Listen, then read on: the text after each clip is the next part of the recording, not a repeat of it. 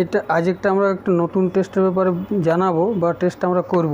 ঠিক আছে, এটা হচ্ছে এডিএ টেস্ট। এডিএ বলতে মানুষের শরীরে অনেক সময় বুকে জল জমে, পেটে জল জমে, সেই জলটা বের করে একটা প্যাথোলজিতে টেস্ট করতে হয় যে তার এডিএ কত থাকছে, সুগার কত থাকছে, প্রোটিন কত থাকছে। তো তার মধ্যে আমরা এডিএটা আমরা করে দেখাবো কিভাবে করতে হয় এবং তার রেজাল্ট কী।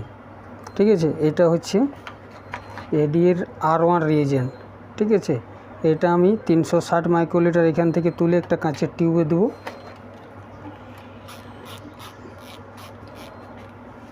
এটা হলো 360, এখান থেকে আমি 360 তুলে প্রথমে আমি একটা কাঁচের টেস্ট টিউবে দেবো। ঠিক আছে, এইখানে আমি দিয়ে দিলাম 360 মাইক্রোলিটার। ঠিক আছে, তারপর এটা হচ্ছে এডিএর R2 রিয়েজেন্ট। ঠিক আছে, R2 এটা আমি দেবো 180 মাইক্রোলিটার।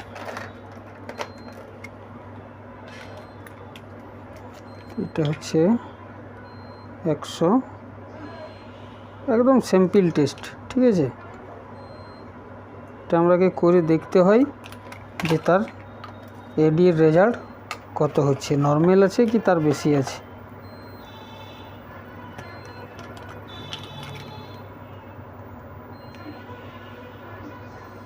এটা হয়ে গেল 180।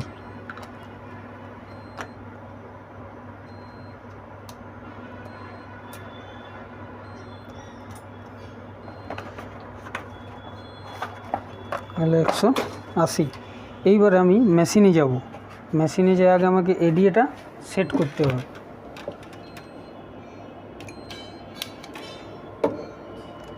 মেশিনটা আগে সেট করতে হবে। সেট করব আমি কেমনভাবে দেখুন, আদার্স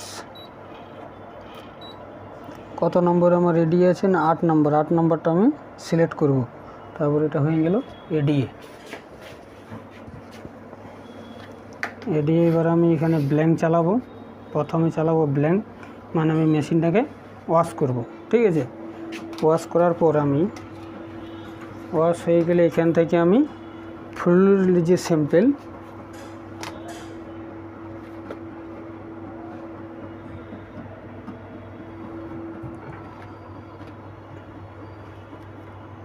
এটা হচ্ছে ফ্লুইডের স্যাম্পেলটা।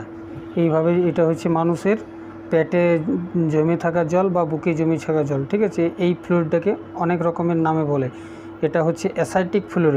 ঠিক আছে, এবং কোনো ক্ষেত্রে বলা হয় প্লুরাল ফ্লুইড। ঠিক আছে, তো এটা হচ্ছে আমার অ্যাসাইটিক ফ্লুইড। এই ফ্লুইড থেকে আমি এডিএ টেস্ট করে দেখব যে ওর টেস্টের রেজাল্ট কী আসছে। এটার থেকে আমি এডিএটা নেব 10 মাইক্রোলিটার। ঠিক আছে, 10 মাইক্রোলিটার। 10 মাইক্রোলিটার নেওয়ার পর আমি মেশিন রেডি করলাম।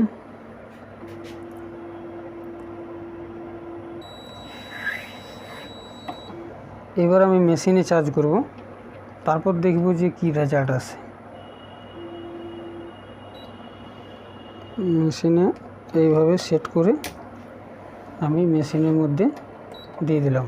এইবার আমাকে কিছুক্ষণ ওয়েট করতে হবে, দেখতে হবে যে এডিএর রেজাল্ট কি হচ্ছে। ঠিক আছে,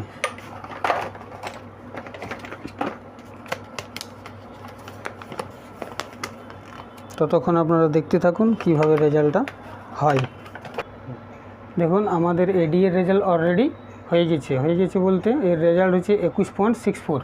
তার মানে হচ্ছে এখানে আমার লেস দেন 11 পর্যন্ত নর্মাল, যেহেতু আমার লেস দেন 21 আছে, তার থেকে হচ্ছে আমাদের এটা ওর পজিটিভ আছে। মানে এটা এডিএ এই জন্যই করতে দিয়েছে যে ওর শরীরে আবার কোনো প্রবলেম আছে, মানে প্রায়ই ওকে এই টেস্টটা করতে হবে। ঠিক আছে, আবার আমি দেখাবো পরের ফ্লুইডে যে কিভাবে সুগার করতে হয়, কিভাবে প্রোটিন করতে হয়, gram stain, FB stain, cell count, cell type, এগুলো আমি পরের ভিডিও চালাবো। এবং পরের ভিডিও দেখার জন্য চ্যানেলটাকে সাবস্ক্রাইব করবেন, লাইক করবেন, শেয়ার করবেন। ধন্যবাদ।